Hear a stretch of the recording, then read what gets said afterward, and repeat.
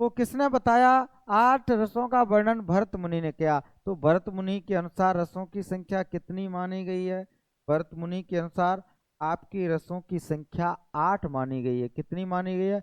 8 मानी गई है। अब प्रश्न आता है आपका कि नौवां रस कौन सा है? कौन सा प्रश्न आता है? आता है प्रश्न में कि नौवां रस कौन सा है? नौवां रस कौन सा है? तो नौवां रस कौन सा है?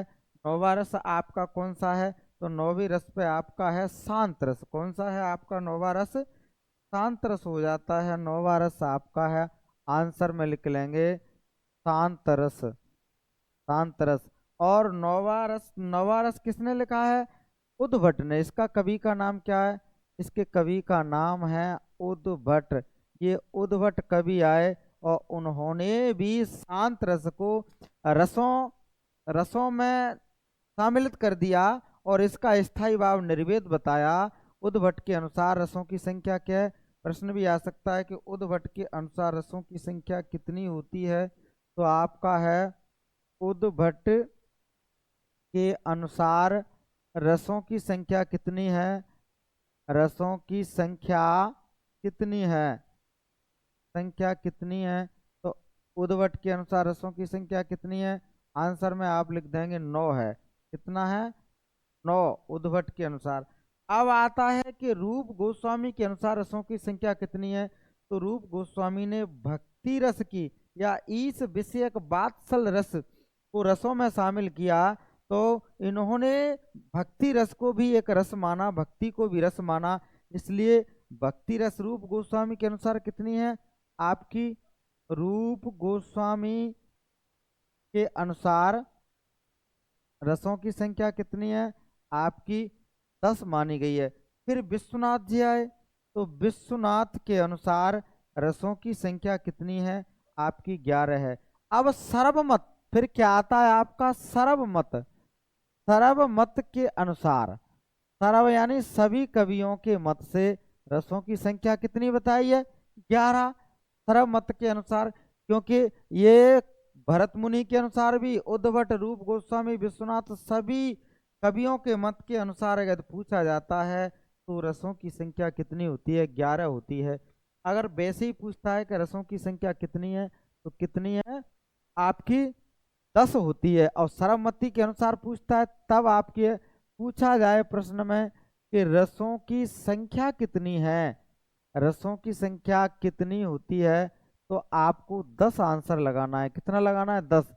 यदि पूछता है कि सर्वमत के अनुसार रसों की संख्या कितनी है, तो आपको आंसर 11 देना है। यदि पूछा कि भरत मुनि के अनुसार रस कितने होते हैं, तो भरत मुनि के अनुसार रस कितने होते हैं? 8 होते हैं। यदि पूछा नौवें रस का, नौवा कौन सा रस है या नौवें रस का नाम क्या है, तो रसांत रस है। नौवें रस के कवि कौन है? उद्भट। उद्भट के अनुसार रसों की संख्या कितनी है? तो 9 है। रूप गोस्वामी के अनुसार रसों की संख्या कितनी है? 10 है। विश्वनाथ के अनुसार रसों की संख्या कितनी है? 11 है। तो आपको ये पता चला कि ये रस आपका किसने लिखा, कौन से रस के कवि कौन है? श्रृंगार, हास्य, करुण, वीर, भयानक, रौद्र, भीभत्स, अद्भुत, इन 8 रसों के कवि कौन है आपके? भरत मुनि हैं। कौन है? भरत मुनि है। इन 8 रसों को भरत मुनि ने लिखा।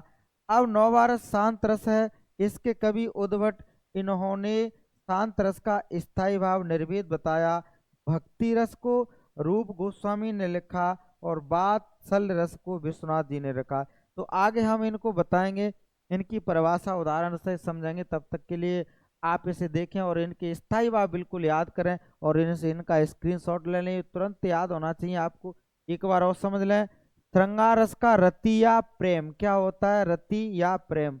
हास्य रस का हास या हंसी।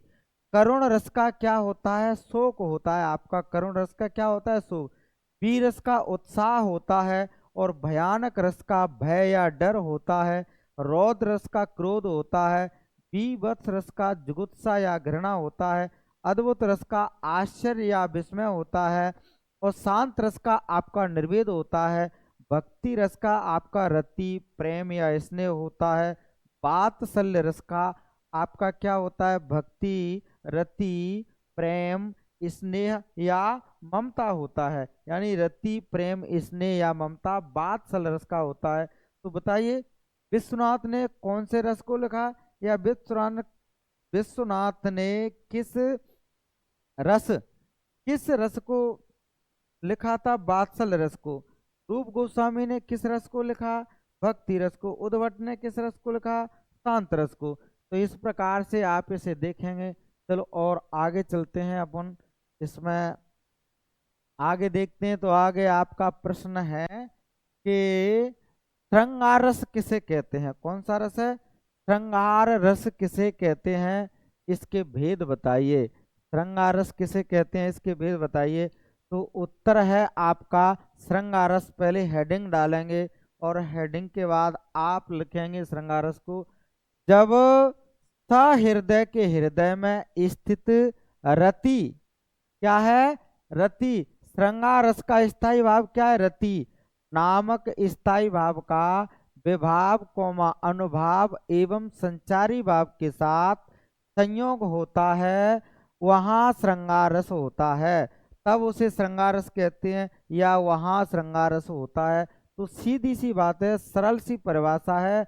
इस श्रृंगार रस का स्थायी भाव क्या होता है? रति होता है। तो रति आपका इससे परिभाषा बन जाती है कि जब सहृदय के हृदय में स्थित रति नामक स्थायी भाव का विभाव अनुभाव एवं संचारी भाव के साथ संयोग होता है, वहाँ श्रृंगार रस होता है। कौन सा रस होता है? वहाँ श्रृंगार रस।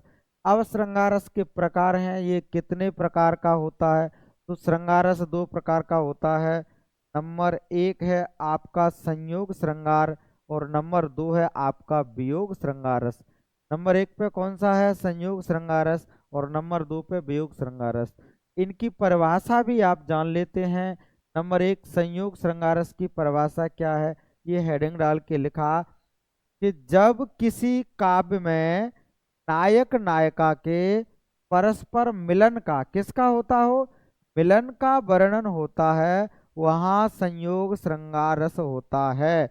जब किसी काव्य में नायक नायिका के परस्पर मिलन का वर्णन होता है, वहाँ संयोग श्रृंगार रस होता है। परस्पर नायक, अब ये दोनों बातें हैं। कभी आपको कोई पंक्ति लिख सकता है, पंक्ति लिख के पूछ सकता है कि इसमें कौन सा रस है। तो पंक्तियों में कैसे आपको पहचानेंगे श्रृंगार रस की, संयोग श्रृंगार रस की पंक्ति में? तो इसमें दो बातें हैं आपके लिए इम्पोर्टेंट हैं समझने के लिए। या तो नायक और नायिका एक ही स्थान पर होंगे, नायक नायिका क्या होंगे? एक ही स्थान पर होंगे। या फिर नायक नायिका के पंक्ति में रूप सौंदर्य का वर्णन किया जाएगा। नायक नायिका के किसका वर्णन किया जाएगा? रूप सौंदर्य का वर्णन किया जाएगा। तब आप इसे कह सकते हैं कि ये क्या होता है? आपका श्रृंगार रस होता है। नायक नायिका के रूप सौंदर्य का वर्णन हो सकता है, या फिर आपका क्या है? नायक नायिका एक स्थान पर ही हो सकते हैं। इस प्रकार से हमने जहाँ लिखा कि जब किसी काव्य में नायक नायिका के परस्पर मिलन का वर्णन होता है, वहाँ संयोग श्रृंगार रस होता है। उदाहरण से भी लिखा, उदाहरण जैसे लिखा हुआ है कि बतरस लालच लाल की, मुरली धरी लुकाए, तोह करे मोहिन हसे, देन कहे नट जाए। यहाँ पर ये आपको समझना है कि कौन नायिका है, कौन नायक है, और एक स्थान पर है कि नहीं है। तो देखिए इसका आप शब्दार्थ लेते हैं, तो शब्दार्थ में क्या है आपका कि देखिए एक बार और सुने से, बतरस लालच लाल की, मुरली धरी लुकाए, तोह करे मोहन हसे, देन कहे नट जाए। बतरस माने होता है बातों का, रस माने आनंद प्राप्त करने के लालच में, बातों का आनंद या बातों का रस प्राप्त करने के लालच में लाल यहाँ पर कहते हैं कृष्ण को। लाल किसे क्या यहाँ पर? कृष्ण को। लाल की मुरली धरी लुकाए, कृष्ण की मुरली को लुकाए माने छुपा कर रख लिया था। क्यों? क्योंकि राधा जी जब आती थी, कृष्ण मुरली बजाते थे, तो वह उनसे बातें करना चाहती थी, लेकिन कृष्ण बातें ही नहीं करते, उनसे मुरली बजाकर ही चले जाते थे। एक दिन राधा ने अपनी सखियों के साथ प्लान किया और उनकी मुरली को छुपा लिया। मुरली को छुपा लिया क्यों? क्योंकि उनसे बात करने का लालच था। तो इस बात करने के लालच में राधा जी ने मुरली को छुपाया। तो यहाँ पर कहा गया है कि बतरस लालच लाल की मुरली धरी लुकाए, सौह करे मोहिनी हंसे देन कहे नट जाए। यहाँ बातों का रस प्राप्त करने के लालच में राधा जी ने श्री कृष्ण की मुरली को छुपा कर रख लिया है। और जब वो कहते हैं कि नहीं मेरी मुरली को दे दो, तो सौह करे, वो क्या करती हैं? सौह कर मानी सौगंध खा जाती हैं, शपथ खाती हैं कि नहीं, मैं कन्हैया की शपथ खाती हूँ कि मैंने मुरली को नहीं लिया है। और जब ये शपथ खा जाती हैं तो फिर कृष्ण रह जाते हैं, लेकिन भौहन हंसे। फिर वो भौह माने आँखियों में हंसी है, उनकी भौं हंस जाती हैं, आंखियों से वो हंसने लगती हैं। तब कृष्ण समझ जाते हैं कि नहीं नहीं नहीं, दे दीजिए, अब मैं समझ गया, ये तो आपके ही पास मेरी मुरली है और मेरी मुरली को दे दीजिए। तब देन कहे नट जाए, यानी कभी देने के लिए कह देती है और कभी नाट जाती है, नट जाती है, मना कर देती है देने के लिए कि नहीं नहीं मेरे पास नहीं है और मैं नहीं दूंगी। क्यों? क्योंकि उनको बातों का आनंद प्राप्त करना था। तो यहाँ पर राधा और कृष्ण, नायक और नायिका एक ही स्थान पर हैं और उनके मिलन का वर्णन है। उनके मिलन में क्या है? प्रेम है, स्नेह है। इस प्रकार से ये आपका श्रृंगार रस है। अब इसमें आता है कि इसमें विभाव, विभाव कौन सा है? विभाव में कौन कौन से आते हैं आपके? आलंबन और उद्दीपन। आलंबन एक आता है, उद्दीपन। तो आलंबन उद्दीपन क्या है? आलंबन कैसी वस्तु होती है? आलंबन वस्तु होती है सजीव। कैसी होती है? सजीव होती है। और ये उद्दीपन कैसी होती है? निर्जीव होती है। तो यहाँ आलंबन क्या है और उद्दीपन क्या है? निर्जीव। सजीव और निर्जीव। तो आलंबन क्या है? देखिए, आलंबन आपका क्या है? कृष्ण है। आलंबन कृष्ण है। और निर्जीव क्या है? उनकी मुरली हो सकती है निर्जीव, और बातें करने का जो लालच हो सकता है निर्जीव। तो आलंबन यहाँ श्री कृष्ण हो गया और उद्दीपन इसमें क्या हो गया? उनकी मुरली हो गई। अब आता है विभाव। विभाव में कौन कौन से होते हैं? विभाव के अंदर आपका कायक होता है, वाचक होता है, आहार होता है। इस प्रकार से कायक काया से फिर आता है कि जे आलंबन कितने दो प्रकार का होता है, आश्रय आलंबन और विषय आलंबन। तो आश्रय क्या है? आश्रय होता है, ये राधा है, तो राधा है। और विषय आलंबन क्या होता है? विषय किसके विषय में है? यानी कृष्ण के विषय में। तो कृष्ण यहाँ पर विषय आलंबन है और राधा यहाँ पर आश्रय आलंबन है। एक तरफ आश्रय आलंबन और विषय आलंबन में एक तरफ नायिका होगा तो एक तरफ नायक होगा, या कभी एक तरफ नायिका होगी तो दूसरी तरफ नायक होगा। यहाँ पर कौन है आपका? आलंबन में, आश्रय आलंबन में कौन है? राधा जी हैं। और विषय क्या है? कृष्ण का है, तो कृष्ण जी हैं।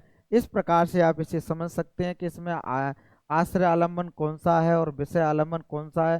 तो आप यहाँ क्या कर रहे हैं? नायक और नायिका दोनों परस्पर मिले हुए हैं, तो ये कैसा रस है? आपका श्रृंगार रस है, संयुक्त श्रृंगार रस है।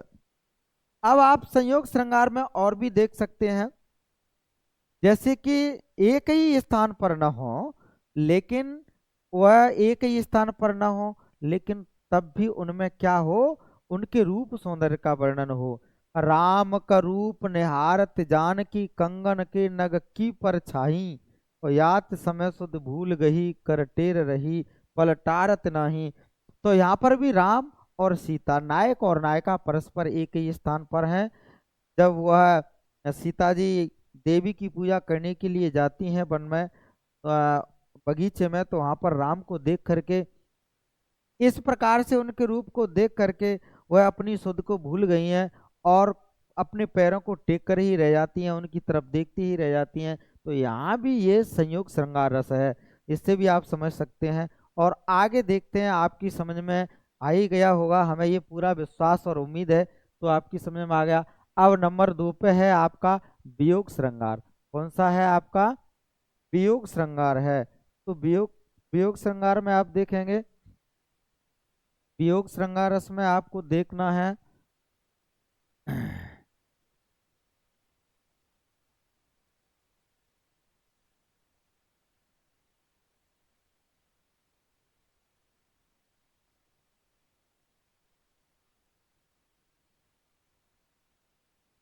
मैंने आपको संयोग श्रृंगार के रस में बताया, विषय में बताया। अब आपका है वियोग श्रृंगार।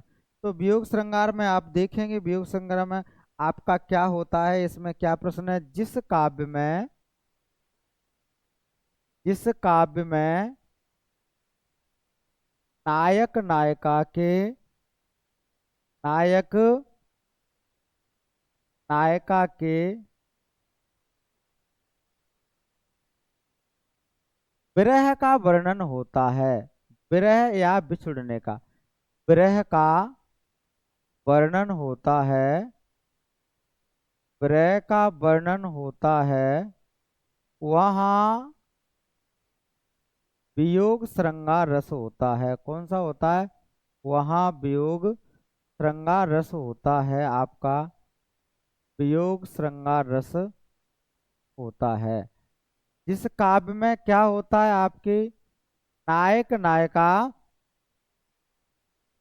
जिस काव्य में नायक नायिका के विरह का वर्णन होता है, वहाँ वियोग श्रृंगार रस होता है। विरह माने बिछुड़ने का। नायक नायिका एक दूसरे से दूर हो जाते हैं, अलग हो जाते हैं किसी कारणवश, और जब फिर उन्हें उनकी याद आती है या दुख सताता है, उसमें स्मृति आती है, तब ये वियोग श्रृंगार रस आपका होता है। यहाँ वियोग श्रृंगार में आप उदाहरण भी देख सकते हैं। उदाहरण क्या है आपका? उदाहरण से उदाहरण लिखते हैं अपन कि हे खग, हे मृग, मधुकर श्रेणी, तुम देखी सीता मृग नैनी, तुम देखी सीता मृग नयनी। यहाँ पर क्या है? जब सीता जी का हरण हो जाता है, रावण सीता को हर कर ले जाता है, तब श्री राम कहते हैं कि हे खगो, खग माने क्या होता है? पक्षी। हे पक्षी हो, हे वन के मृगो, हे मधुकर श्रेणी, मधुकर माने मधु भंवरा के समान उड़ने वाले सभी श्रेणी के पक्षियों, क्या तुमने मेरी मृग के समान नयन वाली सीता जी को देखा है? यहाँ पर बड़ा रुदन कर करके भगवान श्री राम कहते हैं। तो यहाँ पर क्या है? वियोग है, राम और सीता का बिछुड़ना है। सीता को रावण ले गया है, सीता राम से बिछुड़ गई है, तो ये वियोग श्रृंगार है। एक बार और सुना। जिस काव्य में नायक नायिका के विरह का वर्णन होता है, वहाँ वियोग श्रृंगार रस होता है। जैसे हे खग, हे मृग, मधुकर श्रेणी, तुम देखी सीता मृग नैनी। और भी आप कह सकते हैं कि बिन गोपाल बैरिन भई कुंज, तब ये लता लगत अति सुंदर, अब भई विषम ज्वाल की पुंज। बिन गोपाल बैरिन भई कुंज, अब जब बिन गोपाल के ये बैरिन, यानी कुंज माने क्या होता है? गलियां। वो क्या होता है? कुंज माने क्या होती हैं? आपकी गलियां होती हैं, या गोपिकाएं उद्धव से कहती हैं कि हे उद्धव, बिना श्री कृष्ण के ये कुंज की गलियां भी हमारी बैरिनें हो गई हैं। तब ये लता लगते तो सुंदर, तब यहाँ कन्हैया रहते थे, तब ये डालियां, ये लताएं बड़ी सुंदर लगती थी, और अब ये लगत तब ये लता लगत यत सुंदर, अब वही विषम ज्वाल की पुंज है, अब ये अग्नि के समान प्रतीत होती हैं। इस प्रकार से उनके वियोग में जो है, कृष्ण के वियोग में गोपिकाएं कहती हैं, तो ये उसमें भी कौन सा आपका वियोग श्रृंगार रस है, इसको एक बार और समझें। जिस काव्य में जिस काव्य में नायक नायिका के विरह का वर्णन होता है, वहाँ वियोग श्रृंगार रस होता है। जैसे हे खग हे मृग मधुकर श्रेणी, तुम देखी सीता मृग नयनी। हे खग हे मृग मधुकर श्रेणी, तुम देखी सीता मृग नयनी। आप और आगे चलते हैं, आप देखते हैं इसे किस प्रकार से आपका है। अब ये प्रश्न आता है दूसरा आपका कि हास्य रस किसे कहते हैं, उदाहरण सहित लिखिए। कौन सा रस है आपका, हास्य रस किसे कहते हैं, उदाहरण सहित लिखिए। आपका आंसर है, जब सहृदय के हृदय में स्थित हास या हंसी। क्या होता है हास्य रस का स्थायी भाव, हास या हंसी होती है। तो जब सहृदय के हृदय में स्थित हास या हंसी नामक स्थायी भाव का विभाव अनुभाव एवं संचारी भाव के साथ संयोग होता है, वहाँ क्या होता है आपका हास्य रस होता है, वहाँ हास्य रस होता है। जैसे उदाहरण के तौर पर आप समझेंगे कि कहा बंदरिया ने बंदर से, चलो नहाने गंगा, बच्चों को घर छोड़ चलें फिर होने दें हुड़दंगा। यहाँ पर कहा बंदरिया ने बंदर से, चलो नहाने गंगा, और बच्चों को घर छोड़ चलें फिर होने दें हुड़दंगा। यहाँ पर क्या है, हंसी का है। बंदरिया बंदर से कहती है कि गंगा जी को नहाने के लिए चलते हैं, और बच्चों को घर छोड़ करके फिर वहां पर क्या है, अपन आनंद प्राप्त करते हैं। इस प्रकार से यह बंदरिया बंदर से कहती है, तो इसमें आपको क्या है, हंसी आएगी, और हंसी आएगी तो यहाँ हास्य रस है। दूसरा उदाहरण से भी समझ सकते हैं, बिंद के बासी उदासी, तपोव्रतधारी, महाबिनु नारी दुखारे। यहाँ आप कहेंगे कि इसमें हास्यरस कैसे है, तो हास्यरस आपको तब पता चलेगा तब इसका आप शब्दार्थ निकालेंगे, इसका भावार्थ निकालेंगे। तो बिंद माने क्या होता है, बिंद माने होता है विंध्याचल पर्वत। कौन सा है, विंध्याचल पर्वत। विंध्याचल विंध्याचल पर्वत पर जब विंध्याचल पर्वत के वासी उदासी, विंध्याचल पर्वत के वासी कौन है और वो उदासी क्यों है, तपोव्रतधारी महाबिनु नारी दुखारे। यानी विंध्याचल पर्वत पे कुछ लोग संन्यास रूप धारण करके और उन्होंने व्रत करने की उपासना की और वहां जाकर तप करने लगे, लेकिन अब वहां तप कर रहे हैं और उदास हैं। क्यों उदास हैं, किस लिए उदास हैं वो, कि तपो व्रतधारी, उन्होंने तपस्या का व्रत धारण कर लिया है। क्या कर लिया है उन्होंने, तपस्या का व्रत धारण कर लिया है, और वो विंध्याचल पर्वत पर जाकर तपस्या कर रहे हैं, लेकिन महाबिनु नारी दुखारे, बिना नारी के वो महान दुखी है। अब आप बताइए, इसमें आपको हंसी नहीं आएगी, तपस्या करने का व्रत धारण करने वाला व्यक्ति भी नारी के लिए दुखारी है। किसके लिए है, नारी के लिए। तो हंसी की बात है कि सन्यासियों को नारियों की क्या आवश्यकता है, और जबकि उन्होंने क्या क्या बात कही कि तपो व्रतधारी महाबिनु नारी बिन दुखारे।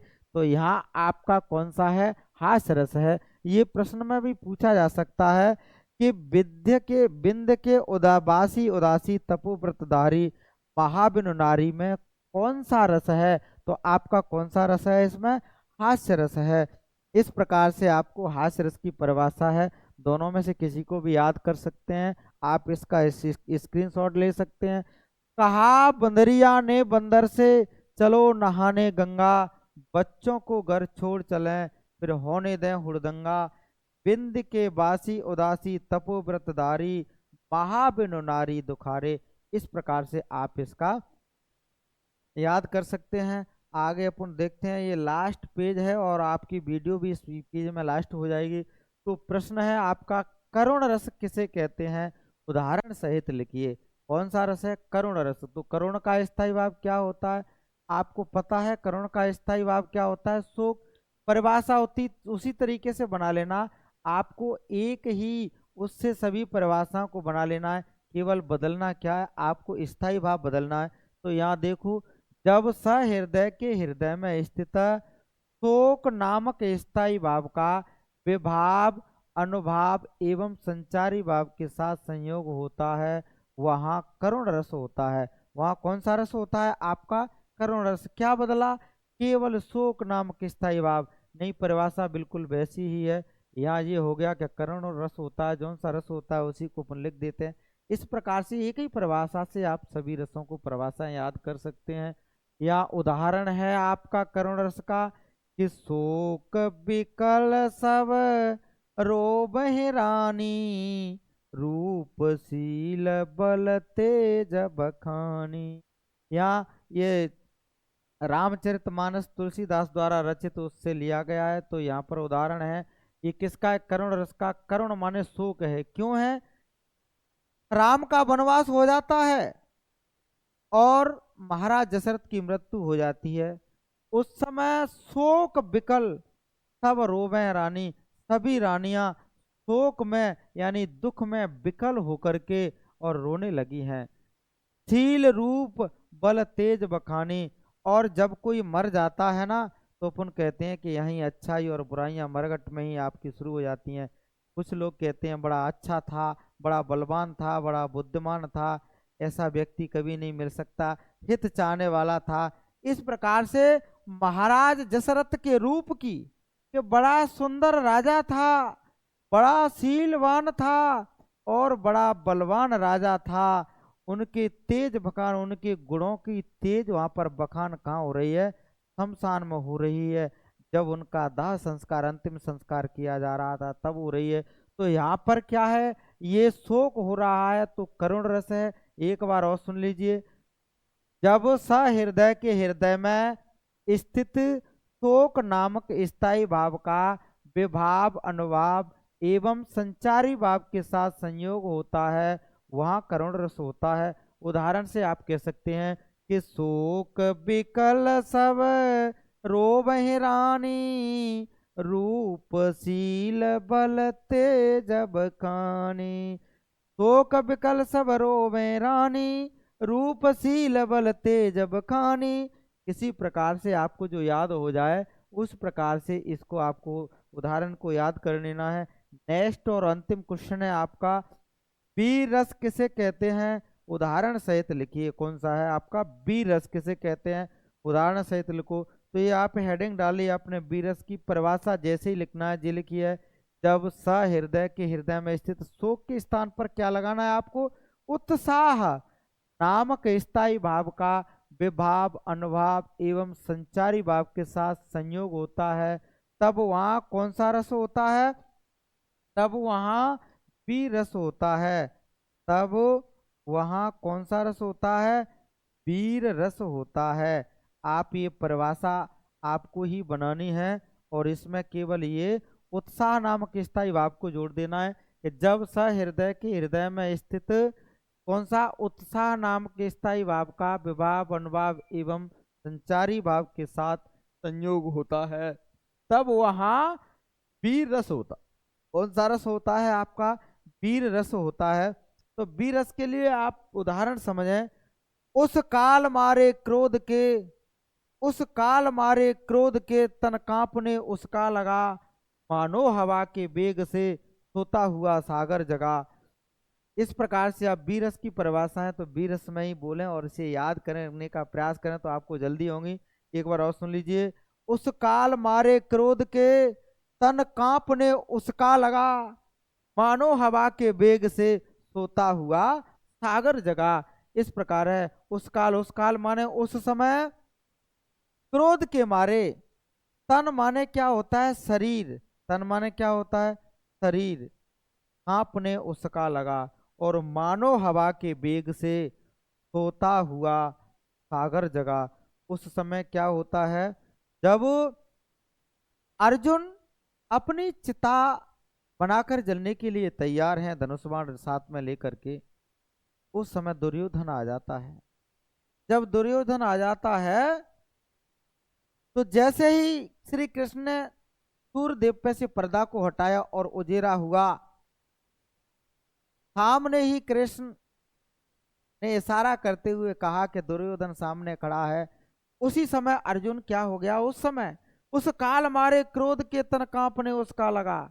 उसी समय क्रोध के मारे उसका शरीर भी कांपने लगा है अर्जुन का, और मानो हवा के वेग से सोता हुआ सागर जगा। ऐसा लगता है कि हवा के वेग से जैसे सागर में लहर उठती है, ऐसे ही उनके शरीर से क्रोध की लहरें उठने लगी और उन्होंने जल्दी से धनुष बाण उठाया और दुर्योधन पर चला दिया और यहीं पर उसको समाप्त कर देते हैं। इन्हीं शब्दों के साथ में आज हमारा ये रसों का क्लास आपको बहुत ही अच्छा लगा होगा। तो हम आपको बार बार कहते हैं कि हमारे क्लासों को, हमारे वीडियो को देखते रहिए और वीडियो पूरा देखिए, लाइक और शेयर कीजिए वीडियो को। बड़ा ही आनंद आएगा, मैं ये 100% गारंटी देता हूँ। आपकी क्लास में कक्षा 12 और 10th में आपके अच्छे ही अंक आएंगे। बड़े आराम आराम से समझा समझा के हम वीडियो को पढ़ाते हैं और कल से लाइव क्लास स्टार्ट हो जाएगी। आज कुछ गड़बड़ी की वजह से नहीं हो पाया था, तो कल आप 8 बजे से लाइव क्लास देखें। तब तक के लिए आपको थैंक यू, धन्यवाद।